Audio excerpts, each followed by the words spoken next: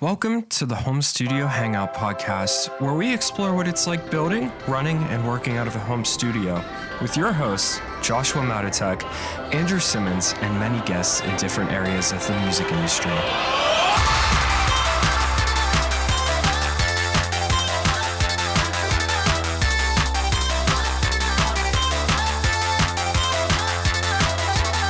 Welcome back to the Home Studio Hangout podcast. I am your host, Drew, here with my co-host, Josh.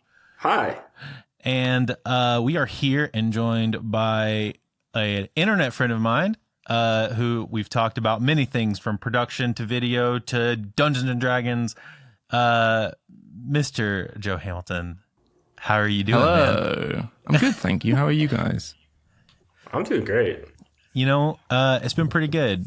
I wish I would have gotten more sleep last night, but you know. Oh, man, I slept like a baby. It is what it is. Ooh, I slept so good. It is what it is. Dude, Joe, I'm super glad. We've been trying to get you on, and we had some, so it worked out the other day when you were supposed to come on. My internet ended up being dead all day, so there's no way that we could have done that anyway. So That's good. Yeah, so it worked out, actually, to get you in on today. Sweet. Well, everything happens for a reason. Exactly. So, but dude, we're super stoked to have you, and just to kind of give the people a general overview of what you do. So you produce, you track, you video edit, you run the gambit of the creative stuff. Mainly what people might know you for is working with Get Good Drums and doing a lot of their video work on the YouTube channel, and also a lot of their like showcase videos, a lot of that kind of stuff. And you have a project called Lost, I believe, right? That is true, yeah. And I think it's very sick, and I've been showing it to a lot of people. I think it's very, very cool. Thank you. Is there anything that I am missing from that Not really. gambit? No, that's most of my life. The things you just mentioned. So. Just video editing and writing riffs. Pretty much, yeah. And just thinking, so I need to do another playthrough. How can I make this one unique? Exactly. And we're going to talk about that, because I am actually very curious about how you go about like doing all of that stuff. But first, I wanted to kind of get into how you got started with music production and like music in general, and kind of like the, you know, your quick, concise story of how you got into stuff. Sure. So I started drumming first, and did that for a long time. Another drummer. Yes. Yeah. And after like 10 years of doing that, I wanted to start trying to sort of mess around with guitar to be able to write my own stuff. And then that slipped into thinking I need to like keep ideas somewhere. So I like learned how to use GarageBand. And then like, I just kind of steamrolled into wanting it to not sound terrible, or less terrible. And then it's just kind of trying to do things, coming up against a sort of gap in my knowledge, and then getting a little obsessed with that gap, and then learning how to do something there, and then it just kind of bounces, and somehow I've ended up with a really wide skill set of knowing how to do things to an okay level. Yeah, you just hyper focus on random things until you learn as much as you can about it. Pretty much, Yeah. or until I just get bored and then move on to something else. Yeah, that sounds like me too. That's that ADHD brain, my man. I love it. I love it. I don't. I know, me either. Like I do and I don't. I do Yeah. and I don't. Like when it's hitting, dude, it's awesome. And when it's not hitting, I had one the other day where I woke up and I just like, I could not get myself out of bed. And I was like, I'm so excited to do music stuff today. And I just like could not like get my brain to focus on a thing. There's different sides of it, you know? Yeah. It's like whenever you're like in the zone and you're creating, it's awesome. But like the forgetfulness. Until you don't eat. Yeah, that's what kills me. Like, there's so many times where I realize I haven't eaten. It's like 4:30. Today, I had a whole game plan for what I was going to do today, and it did not include this podcast because I totally forgot that we had it. You know, it's like there's a very like kind of seesaw effect of it. Yeah, I totally get that. So how did you get from just kind of dabbling in music production to, and I guess like starting to learn video and then leaning into how you started working with the GGD people? So I really started to work with GGD, then figured video out. Okay. Interesting. Because I first knew Matt Halpern, who's one of the guys in GGD, drummer for Periphery, through getting drum lessons with him. Okay. And doing that for a long time. That was back 11 years ago, I think. Like when it was basically, I was a huge fanboy of Periphery, and then they came and played their first UK tour. And then I was going to go, and he does lessons on tour. So I hopped on one of those, and then we like kept doing lessons online afterwards. So just over the span of a long time, sort of built up a relationship in that way. And then they launched GGD. And after a bit, I was just kind of like, if you ever need a hand with anything, I'd love to get involved. Because that was, when was that? Sort of when I was finishing up university. So I was trying to think about like, what's next? Future career, all that kind of stuff. Yeah. So I actually started with GGD doing support emails.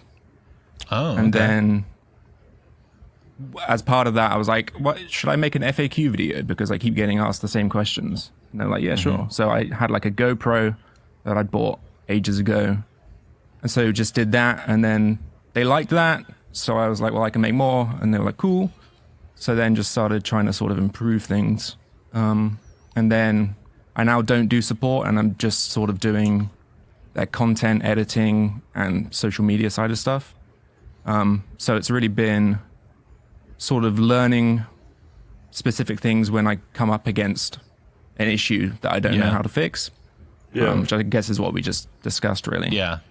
And then I've just been slowly kind of amassing skills and knowledge through that. Just kind of being like, I want to know how to make something look like that, or how do people achieve this effect, and then just Googling it and practicing it that way. Yeah. Yeah.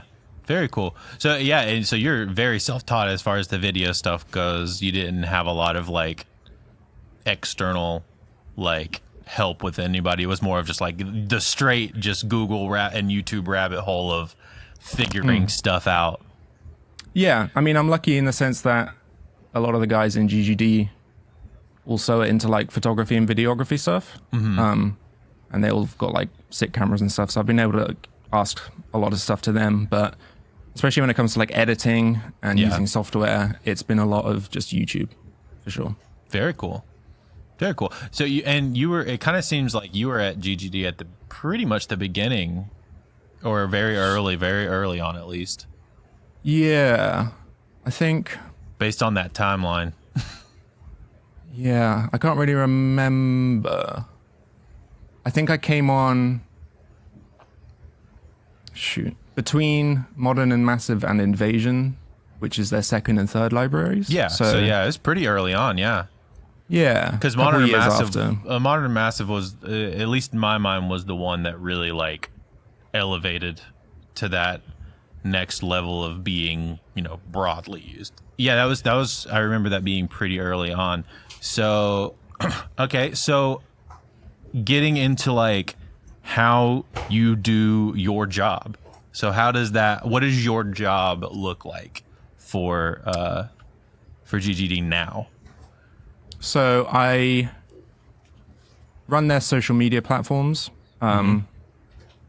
which mainly consists of finding people who use our stuff, who upload videos of it with like playthroughs or tutorials or whatever, and then reaching out to them to curate the content and sort of developing relationships with the people who we like and do it regularly. And then I will take that stuff and put it out on Instagram and Facebook and Twitter.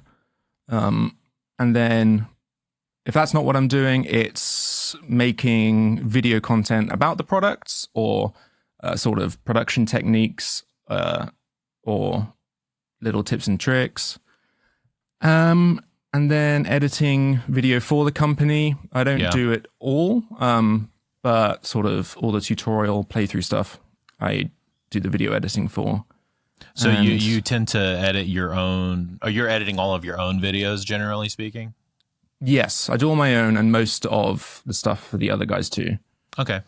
Apart from like the more polished sort of promo material, I don't do because we get really sick guys to do that kind of stuff. But the stuff that ends up running as a lot of ads and things like your main ad push and stuff. Yeah. Exactly. Yeah. But all the playthrough stuff, all the tutorials I edit, and that takes up most of my time. And then sort of writing if we need audio demos or writing for the playthroughs that I make to demo new products too. So what does it look like whenever you get a new product? Whenever there's a plan for a new product coming down the pipeline, for you, I guess it kind of depends on if they're trying to lean into a specific genre or not. But let's say that it's not a specific genre. How does that work for you as far as trying to come up with good content that you think is going to showcase the product as much as possible? So they give me a lot of freedom. I do like run the majority of my ideas past them just because, I don't know, I think it's polite. I don't want to presume something's a good idea. Mm-hmm. If it's like just everyday content, then I can do what I want. Sure. But if we're like, I always sort of inquire like, is there a specific angle we're wanting to push with this, etc. But even then, it's very sort of up to me what to do. Sometimes they'll come to me with specific content ideas. But I don't know. I just try and think about what's unique about the product in our line of products. I think it's also probably pretty easy because you like came up in music, like you know what you want to see, you know, like from a consumer perspective. And so, you know, I feel like in that kind of situation, when you have somebody who has been on the other side of things, like, yeah, like you really don't need to, you know, give them a massive outline of what needs done because you already know, you know, what the average person is looking for, you know? Yeah. And because I sort of did support emails for the beginning, I know a lot of the sort of repeat questions that get asked. Yeah. So I know the kind of stuff people are wanting to see covered in videos. And then obviously we've got like a forum and our Discord server. So I see a lot of the similar stuff there as well. Cool. But I think a lot of the time it's just kind of thinking what would be fun and entertaining and engaging, and trying to also incorporate a level of sort of education into that, because that's something we really try and sort of do in a lot of our videos. But when it comes to playthroughs, they kind of let me do what I want, and I kind of somehow come up with something a bit unique and different. People say like my playthroughs are kind of the wild card of the group, because I'll do something kind of different each time, or something kind of moderately inappropriate for the library, but still kind of works. But that's a good thing, I think, because that showcases the, in my opinion, it would showcase the flexibility of the library. Yeah. So yeah, I don't know. It's just kind of following instinct, I guess, and initial inspiration, and just having a bit of fun with it. And so how would you go about that? And this is the tricky part, I guess. How would you go about keeping that as fresh as possible for you?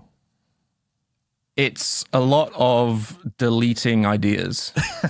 How many ideas do you end up with that gets distilled down to one, generally? So it depends. Sometimes it's like the first idea, because sometimes I'm just like instantly inspired by a product. Sure. And I'll just start sort of going, and then it's kind of done. But sometimes, for for whatever reasons, the sort of creative juices aren't flowing.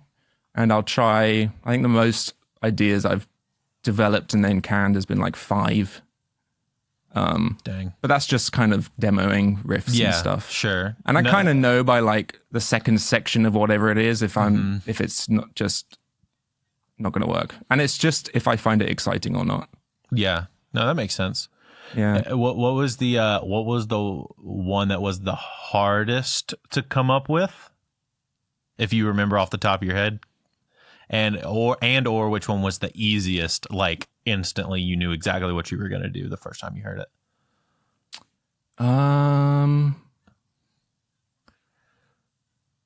think for the One Kit Wonder aggressive rock kit, Okay, I had quite a few different ideas I had to sort of get rid of. That's the one that's based off of like the Beartooth kind of sound, right? Yeah, right. So we had Casey from Beartooth do like a promo video for that. Nice. But I think when that happens, it tends to be because I'm just kind of not just following what I fancy. I'm trying to I come up with the idea of what I want to do or feel like I should do for the product. So for that one, I was trying a bunch of like hardcore riffs and stuff like that. Gotcha. And then in the end, I did like a Code Orange gent song. Yeah, I was going to say, I remember that one being like a little more like almost aggro nu metal, genty kind of thing. Yeah, for sure. And I think I don't know, most of them are easy because by the time I get to the idea that will be the one, it is easy because it's just feeling right. But the one that sticks out is the one I did for the One Kit Wonder classic rock kit. Okay. Because that was, I don't really know how to describe it, but we had a cowbell in the library, which was our first cowbell in the library. So I ended up using that for like a Slipknot keg effect. Oh, nice. Like on the downbeat. Yeah. I had to tell Nolly turn it up, man. Turn it up in the mix. Yeah. It was like my only mix note was like, turn the cowbell up. That junk's got to be cranking. Yeah. And I think just before starting that one, I discovered all of the Logic loops and that there's loads of sound effects in them. Because I installing Logic, I just hadn't installed the loops that come with it because I tend to not use loops much. Yeah. But I found like the sound of like a train and an eagle and a bunch of stuff, a whale. So I was kind of seeing how many I could shoehorn into that piece of music without it sounding weird. And I've got a walkthrough of it. I ended up using like 7 random samples. Nice. But they sound great. I'm gonna find that and I'm gonna put it in the description of this one in the show notes of the podcast because I want to know how you used it. I need to watch that one. Yeah, it's great. That was a fun one. Yeah. And so, you're in those situations. What's the process look like as far as recording to? And I think you said Nolly generally mixes it. So, and then how does it go to video? So, what's that whole like process timeline for you? Like you write the song, all that. Do you want me to like go through how I write the song, or just kind of after that? So let's say you've you come up with an idea and you've kind of tracked it. Like, what is the process of getting it like to the finish line after that? So yeah, I've got the song done. I'll make sure that takes a decent edit any bits I need to, and then I'll export all the stems down. It's got to a point with me and Nolly in our sort of workflow now that I tend to just bounce my amp sims without the cab on. Okay. So then he can just apply impulse responses after the fact because Gotcha. I've gotten decent enough to like dialing in amps where he feels confident that I don't need to send the raw DI anymore, which is cool. That's great. And it's pretty, he'll just mix it and then send me like, how's this? And then I think most of the time it's just like 1 or 2 little notes that he'll then refine. And then, and then it gets down to making the video, which I just do in this little home studio. And I mean, yeah, it's just pretty normal stuff. Like do multiple angles, just playing through the song all the way through, Yeah. and mime it. And I'm not ashamed by that No, you because shouldn't. I'm not good at guitar, so a lot of it's faked. Not the As it actual should takes. be. Heavily comped, but not fake takes. Yeah. But yeah, so I'll just like mime it through on guitar and bass with like 3-4 different angles of the sort of main riffs, and then make sure I capture any sort of layers I want to add in. And then just whack it all into DaVinci, sync it up, go through like cutting where I want it to, select the takes, add any sort of effects I want to, color grade it, and then sometimes I have to like create some sort of branding assets Okay. for the products, which I'll do, and then just whack those on and then it's done. Nice. So whenever like you're in a position where like oftentimes like you're working on something and then immediately you get to hear like a mixed result from Nolly, and like with him being one of the best in the genre, do you feel like you're learning a ton just by hearing the differences between like your rough and like his mix? Yes, but also there's a considerable jump between the two, so it's not always like super clear like what he's done necessarily, because like oftentimes I won't even bother trying to mix the drums. It's just like, you know what I mean? I mean, that kind of also makes sense, you know, like you're doing a product video for the drums, you probably don't want to touch them too much besides, you know, the guy who designed the product, you know, so that I could definitely see. And like, especially in like rock, where the majority of these demos are really just, you know, guitar and drum based, you know, there probably is a pretty big jump between the two. That is something though I do want to mention is I think, Joe, you do a really good job of not making it just this is another guitar drum bass video. Yeah. Yeah. Well, the reason for that is I'm not a good guitarist. So I have to put in a lot of orchestral and synth elements to make it interesting. It's cool. But I think it's cool. Yeah. I'm going to lounge a little bit, so I Go for apologize it, if I dude. look like I'm in like a Zoom meeting, but my back hurts. So Go for it, dude.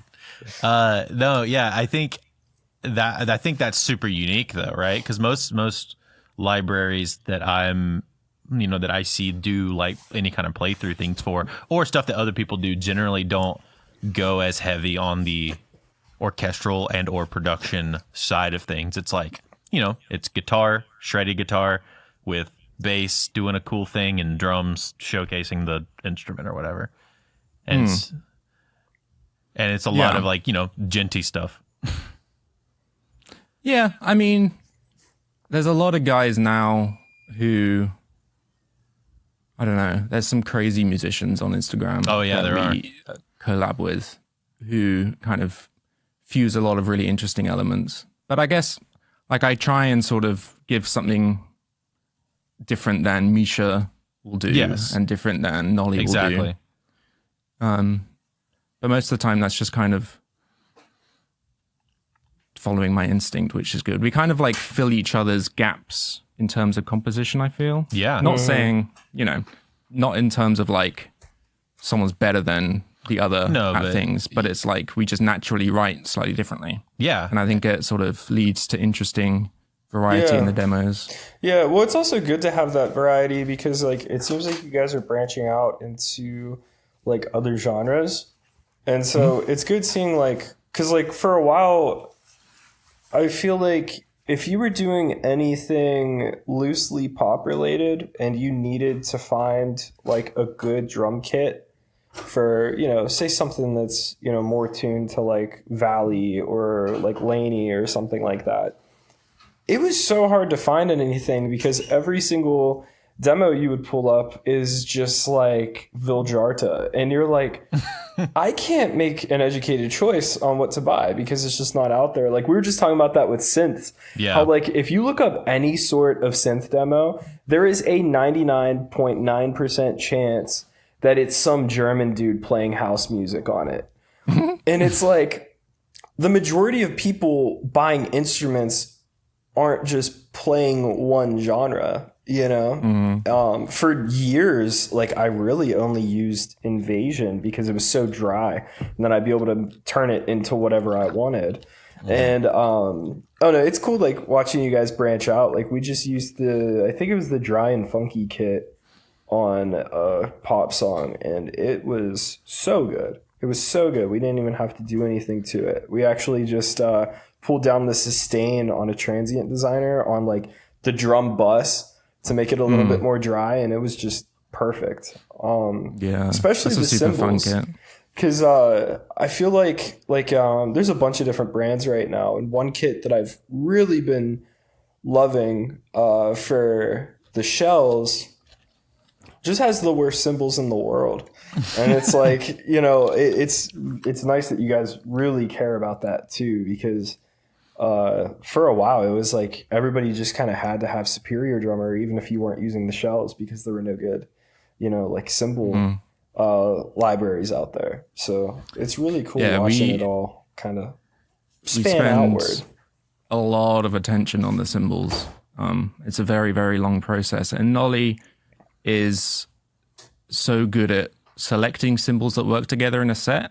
It's like you get that, like especially with the One Kit Wonder kits where it's just one selection of cymbals, but even in our full libraries, like with Invasion, where there's a lot to choose from, he considers sort of every possible combination of those selections to ensure that there's nothing that will just be way out of whack with anything. And he does a lot of research, and even to the point of like, if he knows he wants this cymbal, he'll find like 5 different people selling it and email them asking for a video of it, because each cymbal sounds different. And then he'll be like, oh yeah, none of those are right. So thanks, but no. And then he's a genius, and the level of detail he goes into is pretty mind-blowing. Yeah, I mean, it definitely shows in the products. I was gonna say, have you been able to be there whenever they're tracking some of the stuff for the kits?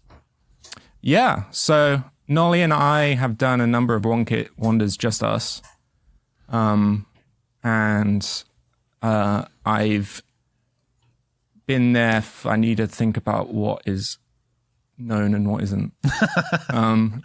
That's fair. I've been there for some full libraries. I was like, one of the first sessions I helped with was Invasion, literally just taking stuff in my car, but I was sort of there for a bit. That must have been a long session also, just because there's so much stuff in that kit. Like there's just so many different options. Yes. Yeah, that was a long one.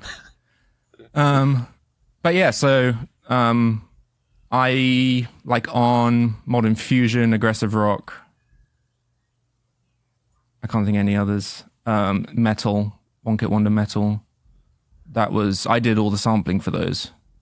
Is that one just with Nolly? Is that one the Metal? I'm trying to think. Is that one the one that's the Architects stylized one?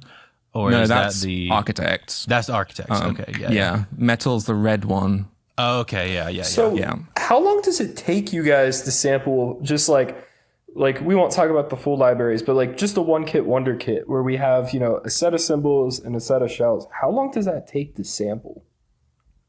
So Modern Fusion we were going to do over 2 days. But we were doing it in a studio which had bad soundproofing, and we looked, just as we like finished the first day, Nolly was like, I'll just check the weather forecast in case it's like a storm tomorrow. And it was. So it was like, so we're gonna have to do the rest of the cymbals overnight. So we did that in like one session. But given that it's just one set of cymbals, it's not too bad. Sure. But it really depends. Just like some cymbals will just last longer, so take considerably longer to sample. Yeah. Like the Aggressive Rock kit was quick because it's a small kit with a few cymbals. Yeah. So you can do that in like a day and a half. But typically it's like, if you're really pushing it, say a day for the shells, a day for the cymbals. Yeah. And that'll be like trying to do it as like quickly as possible, take little breaks and stuff. Yeah. So how many samples are we talking about? You know, like in total, are we talking hundreds or are we talking like thousands? Like I know nothing about this, so I'm just curious. So yeah, I don't know how many in total. I dread to think, but it's like it changes on different drums and different cymbals. Sure. But say for like a hi-hat, which has the most articulations because you've got like pedal, tip tight, tip loose, edge tight, edge loose, foot. Open one. Yeah. Foot, like ching. Yeah. Then like 3 or 4 different levels of openness. And for each of those, we'll do 12 to 14 velocity layers, each with sort of 10 to 12 round robins. Okay. And that's getting them within a couple decibels of each other for each velocity layer. So it takes a long time. But I feel like once you get going, it's like a pretty, you know, you kind of, once you've done a couple, you kind of understand the process. It moves a little faster. And I feel like, the more everybody's used to the process, you know, it just kind of would speed up familiarity. You know what I mean? 100%. And it's a process that like Nolly and Matt really have developed over time. Like the way we used to do it compared to how we do it is fundamentally the same, but we use like different tools for metering and stuff. And like, we used to have one guy in the control room talking back to the drummer, and it would be like, you'd hit it and they'd be like, yeah, just up a little bit, please. And it would just kind of drive you insane. But now like we have a laptop with the drummer mirroring the studio PCs. So you can like see the metering yourself. And you know, kind of So like it's the just- range of what you're kind of going for based on what type of articulation you want. Yeah. So I can't remember the question now, but How many, I think was the question. That was the original question. Yeah. right. It's But it's totally a lot. cool. It's a lot. Yeah, it's just a lot. It's really interesting. You know, like, I mean, just all sampled instruments in general, you know, just the level of detail that you need to have is ridiculous. But yeah, that's super, super cool. Are you guys, well, you probably can't say, but it kind of feels like you guys are probably going to be putting out more products that are more in line with like pop and stuff like that. I mean, we're always looking at doing new things. Like the classic rock and giant funky kits were definitely sort of, and the Benny Greb library actually. Yeah. Yeah, the Benny Greb library seems insane. I really need to pick that one up. It's funny because Bonkers. I was literally just looking at it 2 days ago because I'm kind of searching for more of like the bedroom pop kind of sound where we just have a super dry, you know, small kit like recorded with only a few mics. And that's like kind of the sound that I've been chasing recently. So I've just been like looking through everything I possibly can. And I stumbled across the Benny Greb one and I was like, oh, this is crazy. We sample all our stuff to a high detail, but Benny was nuts. Like the amount of layers and Really? yeah. And like, Also, legend. yeah, I wasn't there for the recording sessions, but I know that everyone speaks super highly of him, and I edited like the interviews with him, and it was just like obvious how much of a nice, funny guy he was. Yeah. But yeah, like I was told that like the accuracy in his sampling was next level, and like I mean, and that's It'd be like- coming from Nolly and Matt, and like those guys are also just crazy, like freaks of nature. and the thing about Benny Kit is he uses the kit in such an interesting way that like he'll like hit the top of the hi-hat stand with his stick, and it'll be like, so because it was his library, he wanted to be able to write with it, so it was like capturing things we'd never done before, like that, and just weird articulations. That's so cool. Yeah, and we did like separate center skin shot hits compared to like rim shots, and just, I think we did rim shots on the toms as well, Nice. which I haven't seen in any other library. No, I mean, I feel like including our own. that's something that drummers do a lot, though, especially on like Yeah. floor toms. Like that's a big thing on like, Yeah. That's something I always wanted. yeah. Yeah. That's super cool. Yeah. Yeah, that's super, super cool. It's always like the rim shots on the toms, and then like the pedal heel like splash on a hi-hat. That's missing from so many libraries, and it makes me really sad. Yeah. We've got that. Well, we've got the pedal heel in all our full libraries, I think. Yeah. I'm pretty sure. Everyone that I can yeah, think well, of. Yeah. We're always interested in doing something new, but in a way that still makes sense with like the brand Sure. and what we think people might want from us. So Yeah. Earlier, when we were like briefly talking about country music and how you probably have never listened to it. You should be aware, though, that the Modern and Massive snare is on like every single country record. It really is. It is. Oh, really? It is Yeah. most of country now. Yeah, like literally, like Modern and Massive is on almost every single country song. It's incredible. So funny. yeah, in case if Nolly wasn't aware, let him know about that. But yeah. Because you guys are probably probably is. Yeah. are probably like the most charting drum company out there, simply because of the Modern and Massive from snare. those couple of snares. They love that specifically the bronze option on the Modern and Massive because it's so ringy. yeah, It's a really Yeah, good I'm- layer. I'm pretty good.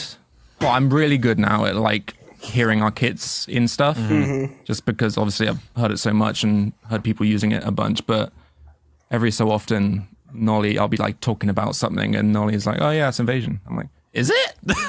And it's really cool when that happens. Yeah. And it also blows my mind how people can make them still sound so unique. I know. It's Yeah. crazy. Yeah. Yeah, I forget who it was, man. There was a certain record that caused me to buy Invasion, and it's because it was used on like a big pop song in the US. Like it was almost like a Dua Lipa record or something like that. And wow. they ended up using Invasion for the drums. And I was like, well, I guess I should buy it, and I bought it, and like I still use it constantly for like regardless of what genre it is. Yeah, Invasion is super versatile. Like I actually, when that came out, the second playthrough I made for it was like a pop song Yeah, because it just lends itself to pop really, really well with like the punchy sort of higher tuned toms yeah, and the higher tuned snares and stuff. Yeah. But, and the Yeah. kicks sit in like that right place. Like they're not too like you have a couple options that are deeper, but like a lot of them sit in like that kind of sweet spot that real like meets with the bass really well. Like especially Yeah. like a sub. yeah. The kicks on it are insane. I think it's the Pearl Masters. And then do you guys have like a Yamaha like stage custom in there too? I think. I think it's a recording custom. Yeah, those two kicks are nuts. They're just nuts. Yeah. So this is something that's very, very left field. The reason that I even know Josh, and this is going to probably send us down a whole nother random conversation, is D&D.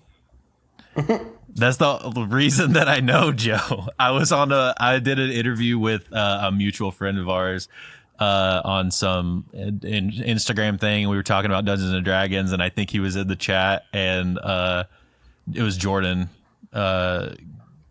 Goodman kind of connected us, and he was like, "Yeah, you guys need to talk D&D," and I was like, "Sick, another nerd just like me." That's so great. And it's funny, I got Josh to play D&D. He was in one of my D&D campaigns for a really long time. I was in two of them. All right. Yeah, you were in two of them. I was a dwarf same in group. both of them. Yeah, he was. I find that There's not enough music people that are into D&D, but I feel like everybody that is a musically inclined person would probably really like it because they tend to be nerdy about things. Yeah. Yeah, D&D is great. It really is, man. It's just fun. I miss creative. playing. We should probably try to get another campaign together, Drew. Yeah, no. I've been I thinking miss about playing it. it. I haven't played it for a bit. Because I haven't even played Xbox in like so long. I logged in on the app and I realized it's been roughly 2 months since I played a video game, and I was like, I need something other than music to do. Yeah. And so I think it's time. D&D we should game. just get Let's do we should it. get a campaign together. Let's do it. Didn't you had build a table, Joe? Yeah. Yeah, my Nice. dad and I built a crazy table with like an inbuilt TV Yeah. in the center, Yeah. and like character divides, drinks holders, inbuilt dice trays. Each character Yeah. station has a USB charger, and we put surround sound system on the bottom of it. Yeah, we did the same thing for my first campaign. I started playing D&D because it was like whenever I first started like doing music like for money, I was subleasing a room for like my little production studio off this guy I met at a music shop that I was teaching at. He owned a retro video game repair company. And now what kind of people do that for a living? The kind of people that play D&D. You right? So the first time I played D&D, I didn't actually play like any of the D&D systems. I played on the Genesis system, and it was a Star Wars campaign, and I was a Wookiee. And I had no clue what I was doing. I had no clue how to build a character, and it was all way more confusing too because it's like it's now Star Wars and all this. So they were like, "We're gonna help you out." And they basically built my character sheet by asking me yes and no questions. And so we Easiest way to do it. had a big table with a TV on it, with speakers on the bottom, and we would all hang out on like Thursday nights and play until like 1 o'clock in the morning. And it was great. I was a Wookiee that was able to wield heavy guns that were typically mounted.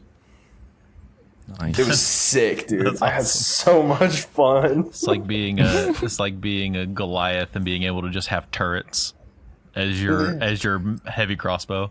Yeah, no, that's literally what it was. It was so much fun. It was so much fun because they had been playing together for 20 years, just about. Like they started in high school and they were all in their early 30s, and so they got very competitive and they were playing it smart. And then you had like plots of world domination within the group, you know, and so no one was just like a fighter. And I was like, I just want to be a fighter, and they were so happy because I would just You show gotta up meat to the shield, skirmish and knock everything down, and then they could go back to plotting on how they're going to enslave everybody. baby. Joe, are you more of a caster or a like hand to hand or whatever, close I quarters? try and mix it up because I'm one of those D&D players who has never done like a sustained campaign, but has tried to set up millions of games and they all just fall apart because most of the time it's because people aren't as nerdy as me, or it's either people are already playing another D&D game, so they're kind of like not as committed in doing another one, or people just like aren't into it as much, so it kind of just always falls apart. But mostly some kind of dark, twisted, arcane type Love it. caster. So yeah, sitting on like warlocks and like shadow sorcerers and stuff. yeah. I haven't yet done a sorcerer. I would like to. I'm playing a multi-class warlock and sorcerer right now. I'm doing the Sorlock build. Nice. But I'm a min-maxer sometimes, and I get real into stuff like that. So I'm doing a Celestial Warlock and a Aberrant Mind Sorcerer, which is really cool because I get multiple uses for my bonus actions on like healing, but also I can like use it to react like spells or sorcery points for other stuff, and Nice. but I also get Eldritch Blast plus my charisma with my stuff like that, so I can bonus action for 2 sorcery points and get multiple Eldritch Blasts off, and every person listening to this podcast right now is probably very confused. Yeah. Yeah. It's a conversation, like talking about D&D. Yeah. It's like a small amount of people will be like immediately hyper focused, and other people will just zone out. Be like, what did they just say? But I will say, it to me, it's always like, to bring it back to like a music thing, I like having a creative outlet that isn't music sometimes. 100%. Like, but for you, I'm sure like you get stuck kind of doing the same, like, I put the sample here, I do this kind of guitar riff, and like doing some other kind of creative outlet stretches me a lot, especially with D&D, like storytelling or character acting and stuff like that. I think it's super, almost necessary, I would say, for somebody doing music full time. You know what I really loved? Whenever I was home last, I went to Topgolf for the first time, and I got a pretty mean golf swing. I've never even really golfed in my life, and I think it's going to be a hobby now. Yeah. Having that non-music hobby. I haven't played in a while. I used to play in college. Topgolf isn't like a massive thing here, but it looks really fun. It's like actually really fun. I'm actually very surprised that it's not a thing. I guess there's probably not many places to build it because it's very big. I think there's one in London. But yeah, I've just seen a lot of videos of drunk people falling off the top layer. Yeah, sounds about right.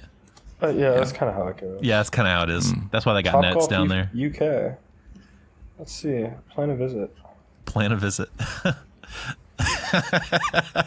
But I think from like a mental health kind of side of things, it's like I really like having something else other than music to kind of help me not think about music 100% of the time, because if I let my brain do that, I would do that, and it probably wouldn't be healthy, and I probably would start hating my job.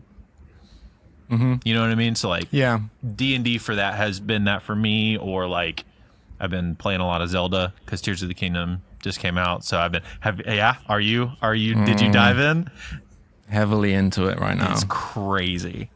I haven't been able to put as much time as I want. At the first, I'm at the Wind Temple. I'm literally fighting the little snake guy. I'm in the opposite position where I'm putting more time into it than I want. It's addicting. If I didn't have a child, that's literally all I would be doing. If I was. There's so much to do in it. I know. There's guys that have put in 100 hours already, and they haven't even beaten the game. Yeah.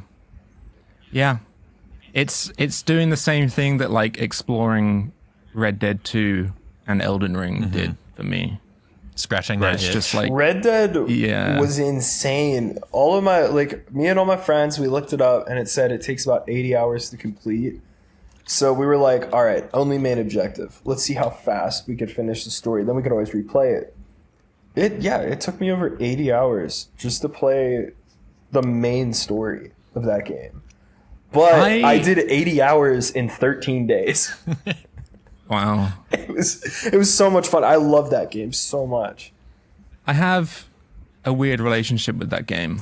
That I think it's one of the best games I've ever played, but I think the story sucks. The story, like, I don't know. It felt like... Sorry, go ahead. No, what were you going to say?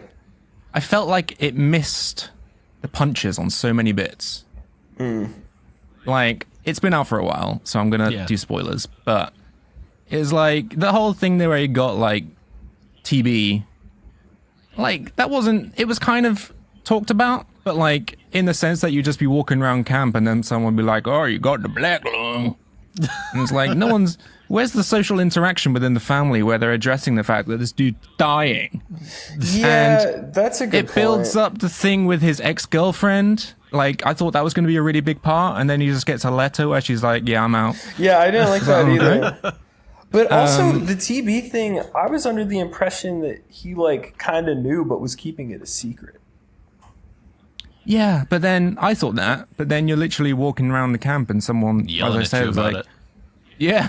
Yeah, that's so good. I don't know. That's so good. I loved Cyberpunk. I'm about to reinstall it and go back in Now that it works.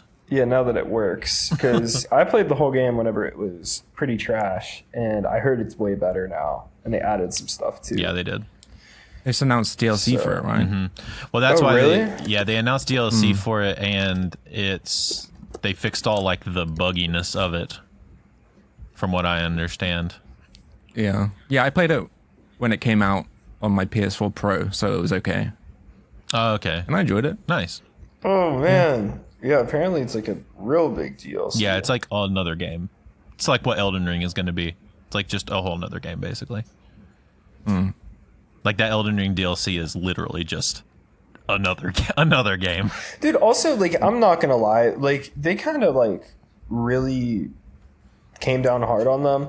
Like, I don't know if you looked into the reasons why they had issues, but essentially, like, whenever For you're Cyberpunk? porting, like when you're porting a game, like, you need a dev kit to do it, and the developer was just like completely like screwed over by the company, and they were like, no, just skip the kits. And they were like, but it's not going to work. And they were like, well, you know, time and money, so you're going to skip it. Yeah.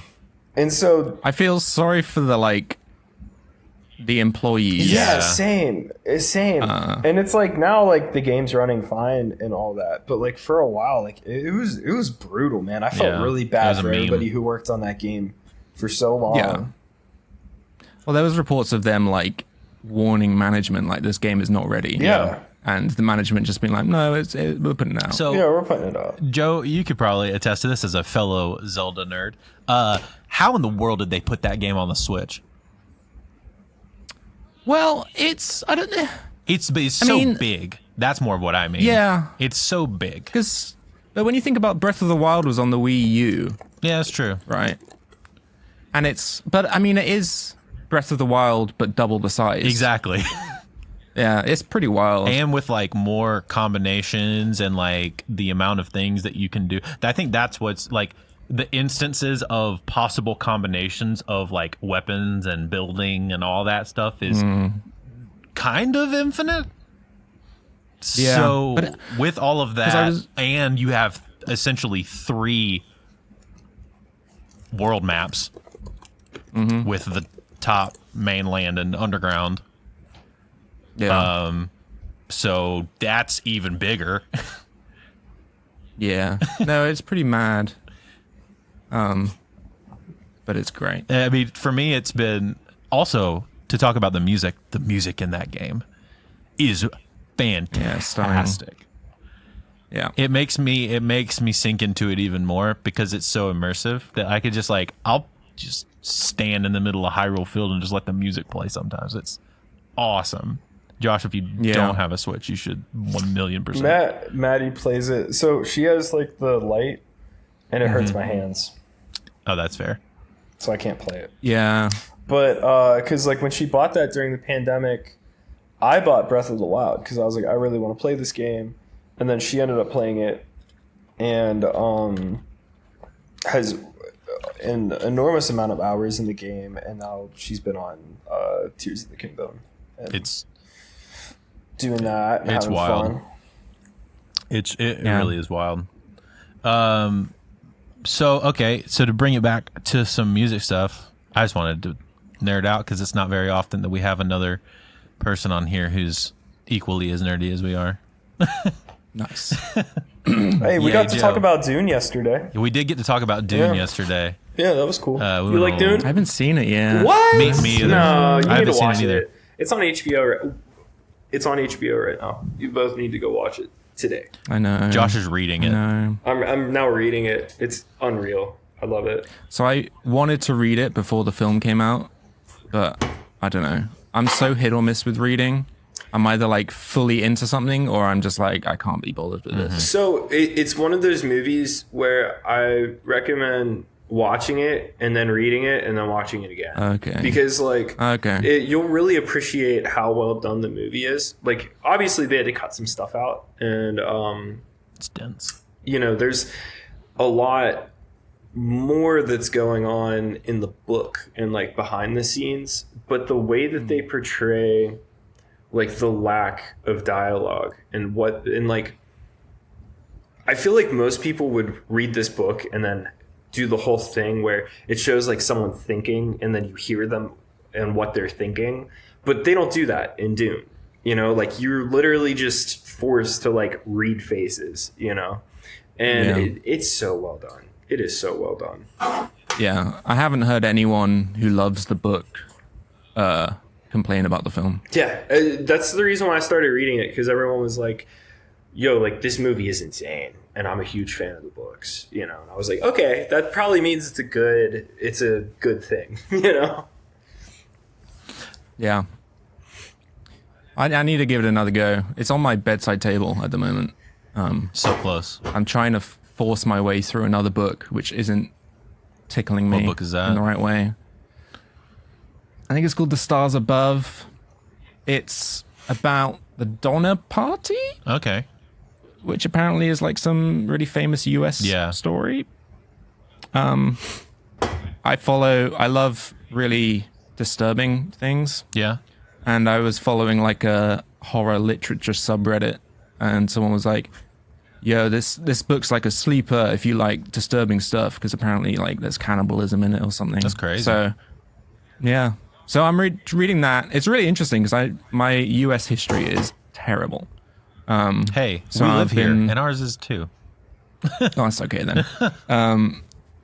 But yeah, it's been really interesting from that standpoint. But I don't know, something about Just it. a slow It's not a burn. page turner yet. Yeah. That makes sense. I had one like that, and I found that if they've won an award, or they're like a sleeper pick, or like even like Pulitzer Prize winners, a lot of the time are like, they're good books, and I understand why they won it, but they're generally not page turners. They're generally slow burn. Like there was a book that I read called All the Light We Cannot See. It was a Pulitzer Prize winner. It was about World War II in France, and it tells the story of this like seaside town in France that like held from the Nazi regime trying to take over.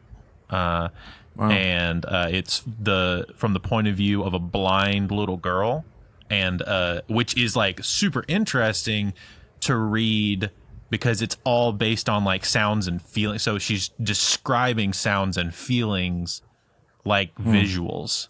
So it's a very good book, but it was like in the middle it got real slow.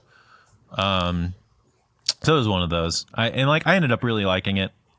I'll probably read it maybe one other time just to make sure that I liked it. But There's a book I read called Johnny Got His Gun, or Johnny's Got His Gun. Johnny's Got His Gun. Yeah. Yeah. I don't know if you know about it, I've but that heard was of the interesting. book, but I've never read it. Because it's about like a World War I vet who got his jaw blown off, so can't speak. He's deaf and blind and had lost all his limbs.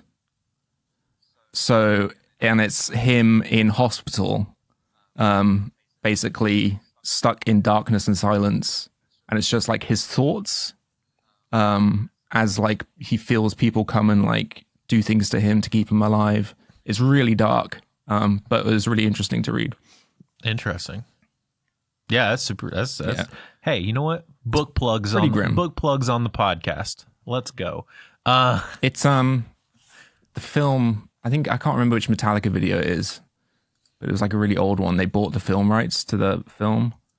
It's the black and white one. I can't remember the song name. Interesting. I'll probably hold on. You know what? A quick Google search. Metallica. It's One. The Yes. song One. Yeah. Yeah. So all the film stuff in that is from the adaptation of the book. Very cool. I'll have to rewatch that music video with that in mind. That's interesting. To bring us back to music production stuff and like kind of take a hard left turn back into what we were talking about. What is something that you've been doing lately from a production perspective that you find pretty fun or interesting, or that you found like a new thing that you're super stoked on, or something like that. Oh God. Because I feel like having to make all of these playthrough videos, you're probably in search of like new ways to try things or new sounds or stuff like that. Yeah. I'm trying to think. I don't know. The way my brain works, it struggles to think of new stuff to mess with. So I sort of just use a lot of the same tools, but will try and create something different with the same things. Which is fine. Yeah. Like, so what would be like one of those instances of you tried something new with some, and like it was like kind of unlocked a piece of your brain a little bit? God, I'm not even that sure, man. I mean, I always use all the Sound Toys stuff. Yeah. And because they just released the big version of their Little Play, which is amazing. So I've been messing around with that. Yeah, I've been waiting on that to come out for forever. I haven't really had a proper chance to dive into it yet, but it seems super cool. Yeah. It's sick. But I don't know. I've been messing a lot with like formant shifting. Okay.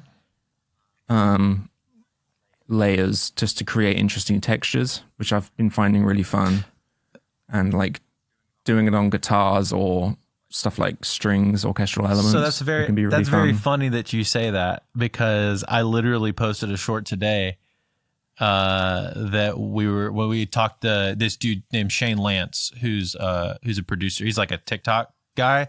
He's like in the TikTok producer space, and he was talking about how he does mainly pop music, and he will track an acoustic and then pitch it down and formant shift it down, and then use it as like a pad texture underneath the guitar take. That's super cool. Yeah, I should try that. Yeah. So yeah, I was like, it's very interesting that like your mind is already like kind of in that direction, trying that kind of stuff. Have you heard of a plugin company called Freak Show? Yeah. Something like Industries. Yeah, I think it's Freak Show Industries. No, I haven't. Right. Yeah, they're fun. They have like a making bunch really of weird crazy textures. stuff. I've been wanting to dive in because they have so many just weird. The Dick Smasher. Cool Let's things. freaking go, dude. Yeah, Dick Smasher, Dumpster Fire. I don't know what. I can't even read that one because it's like backwards. Backmask. Yeah. Backmask. Oh, yeah, that's what that says. And like the UI of all their plugins is like, it doesn't tell you what anything does. So you're just led by like your ear. Oh, yeah, that's pretty cool.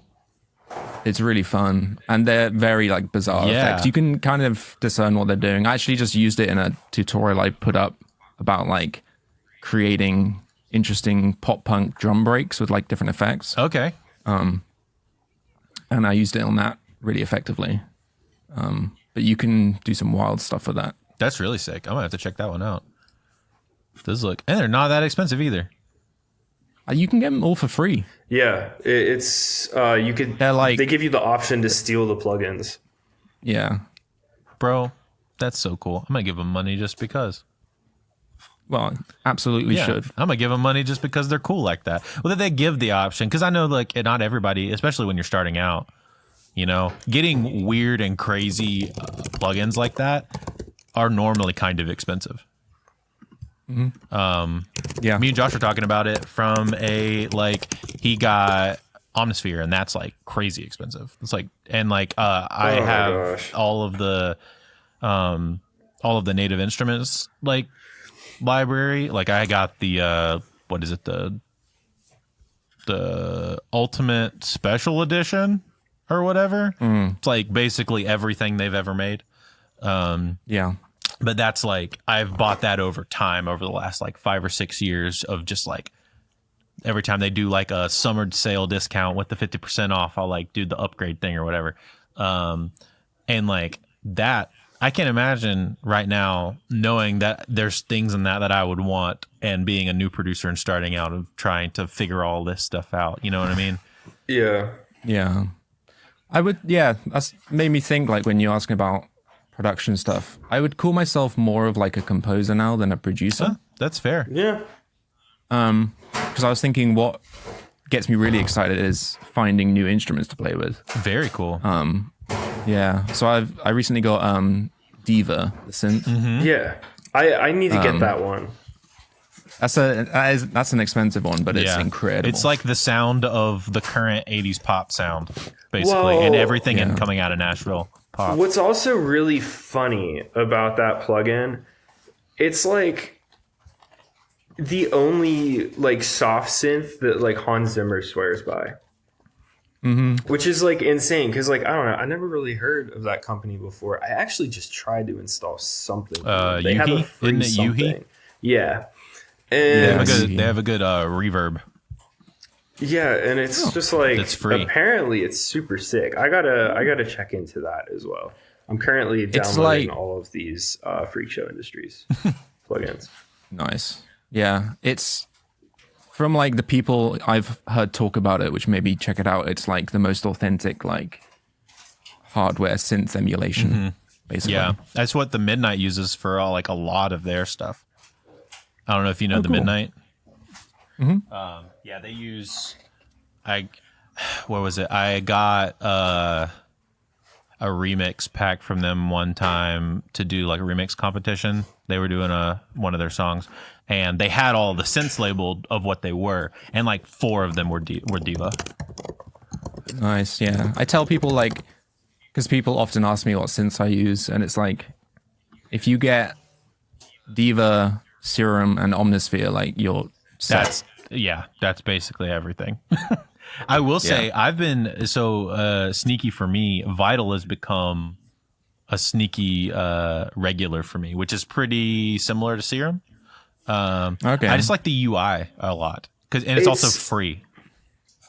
Ooh. Yeah, it out. sounds really, really good. I need to dive into it a little bit more. I'm going to do a little shout out. Super cool. Austin at Make Pop Music dropped a preset pack for Vital, and it is fantastic. Yeah. Every I'll have to preset, check that out. it's only like $40 or something for the preset pack, and it's free for Vital. So like $40 for an incredible synth that I would argue like works as well as Serum. Like that's amazing.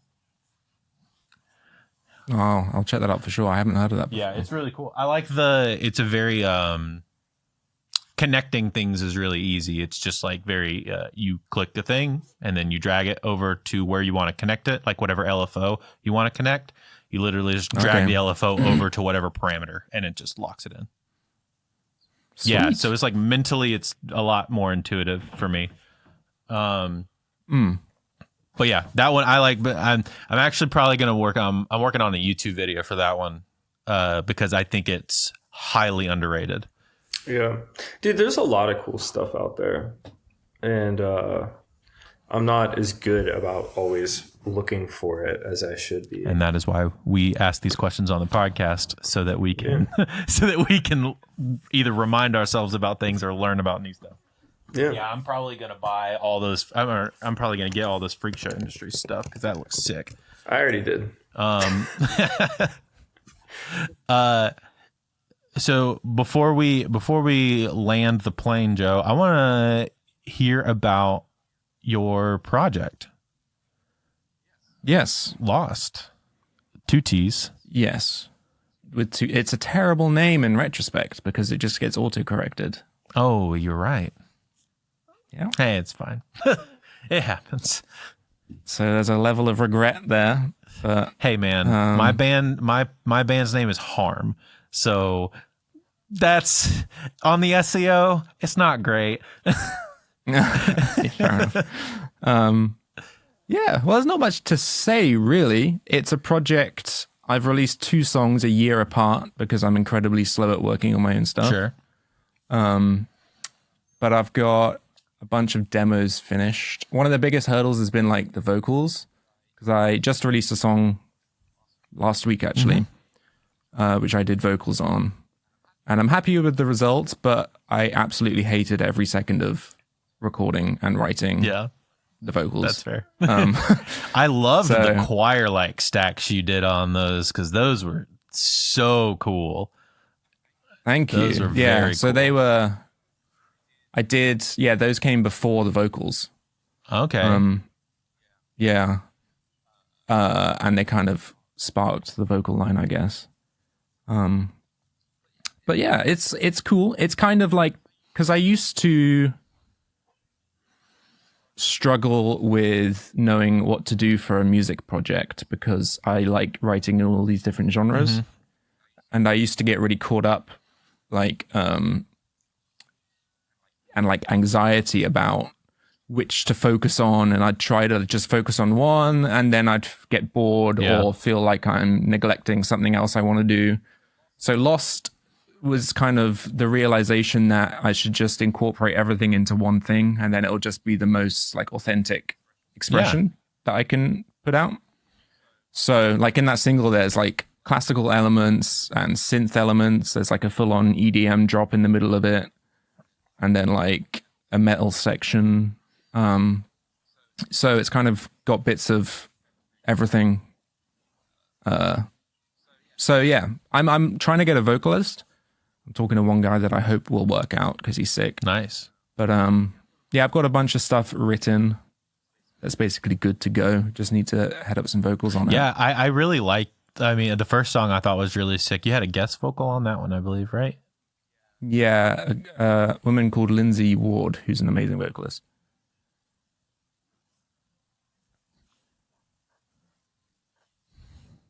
Sorry, my You're son is watching TV now, and that is using my internet bandwidth. Yeah, you had a woman feature on the first song. Yeah, It was very cool though. I thought it was very sick, and I'm stoked to hear your vocal on this new one because I really liked some of the stuff that I saw you post about and all that kind of stuff. And I did a lot of sharing to friends that I thought would be really cool. A lot of my Atlanta buddies, were like, "Yo, this fucking rules."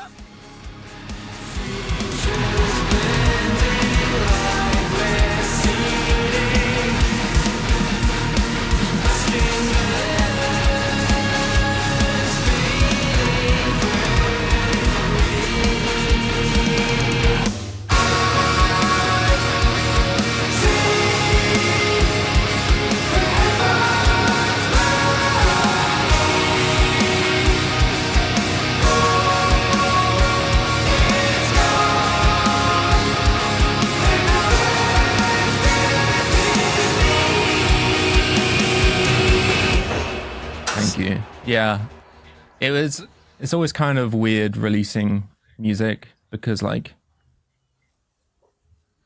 no one really knows about me. So it's like, I don't know, like so much work because I like designed the video myself, shot the video, edited it, and then obviously did all the music stuff myself.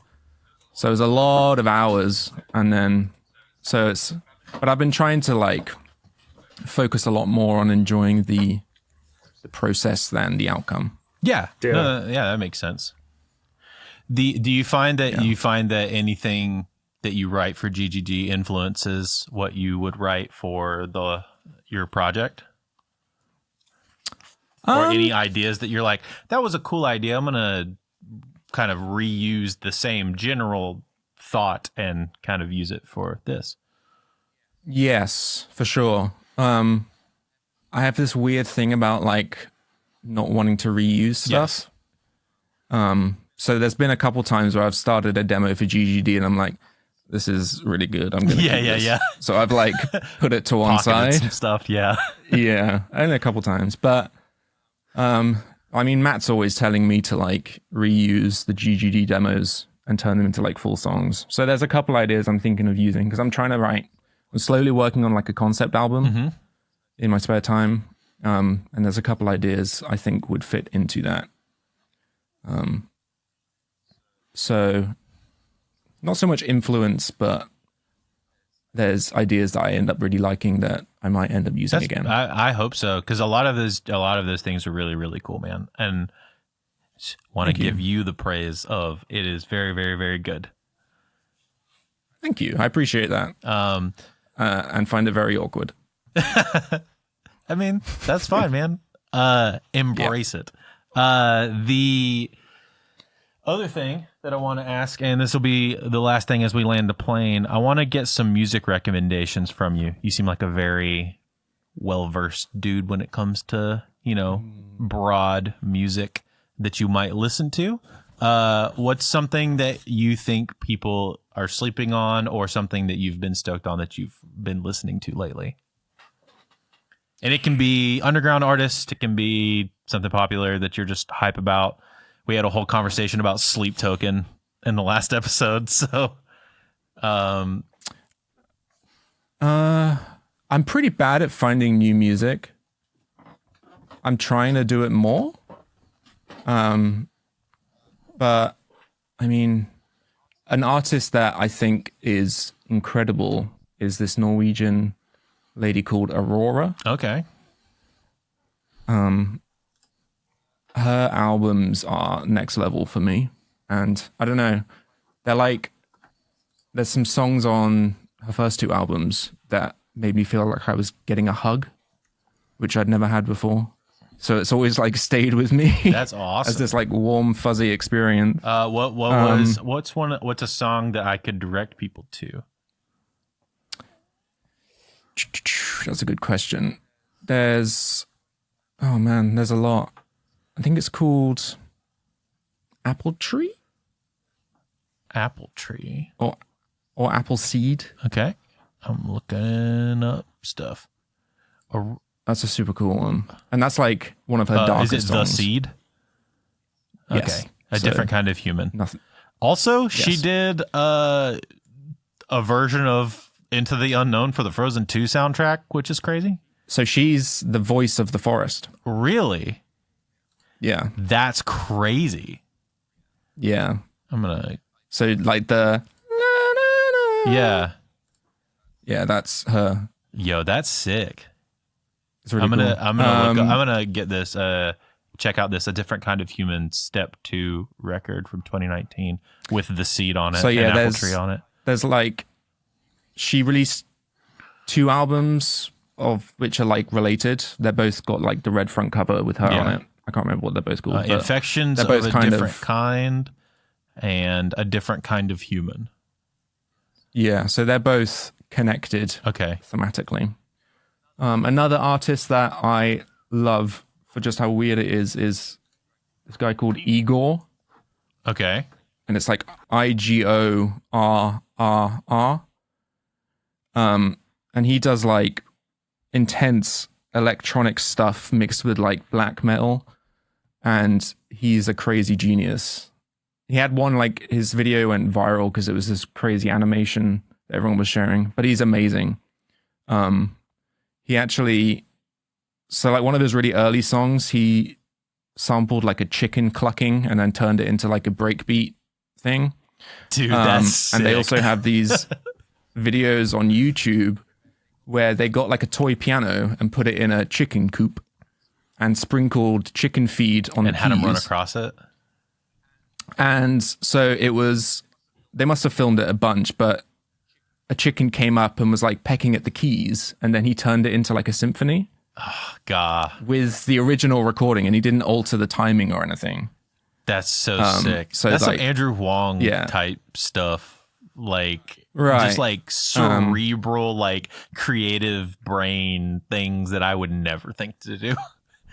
Yeah, and his videos are amazing too. Super like high production quality and really, really amazing cinematography and stuff. That's super sick. And he's starting to get the recognition he deserves. Like he's headlining a festival in the UK, like a smaller one, but definitely check him Yeah, I'll out. definitely have to. Yeah, those sounds right up my alley of just like weird, creative left brain stuff. Exactly. That's the stuff that I get really excited about. It's just like when you hear something that you've never heard before. Yeah, That's what like gets my that was blood literally flying. me hearing Inner Shikari in the 2000s. So Mm-hmm. that Yeah. tickled my brain in a specific way. Yeah. And me with Periphery for sure. Same kind of thing. It's like that's so new in 2005 or 6 or no, they were 2012. They were 2012, right? 2010 or something like that. Yeah. Yeah. Shikari was like 05 area. But yeah, all that. Yeah, for sure. It's one of those things that's like the first time you ever hear it, it makes your brain do like the little like head nod thing to the side where you're like, oh, what is this? Yeah. What is this? You turn into a puzzled dog. Yeah, exactly. Yeah. I love that. Well, dude, Joe, thank you so much for hanging out with us today. You are welcome. Thank you so much for having me. It was a great conversation. Trying to keep it, respect everybody's time. So we'll land the plane here. Josh, thanks so much for hanging out with me and Joe today. Joe, why don't you plug yourself? Plug away. On Instagram, it's Joe_GGD. Go buy Get Good Drums libraries and our drum compressor, Smash and Grab, and we have amazing IR collections, which is GGD Studio Cabs. We didn't even talk about those. No. The Studio Cabs are so good. They're they're so next level. good. Yeah. They're next level. And yeah, follow my music project, which is Lost with 2 T's _project on Instagram. And hopefully there'll be more stuff for that. And I soon. will link all of that into the description, as well as a couple of videos that I find fun that you've done on the GGD YouTube or, whatever, as well as the artist that we talked about today. Once again, thanks for hanging out with me and Josh today, Joe. It's been a pleasure. Listener, thank you so much for listening and giving us your time, and we will see you in the next one.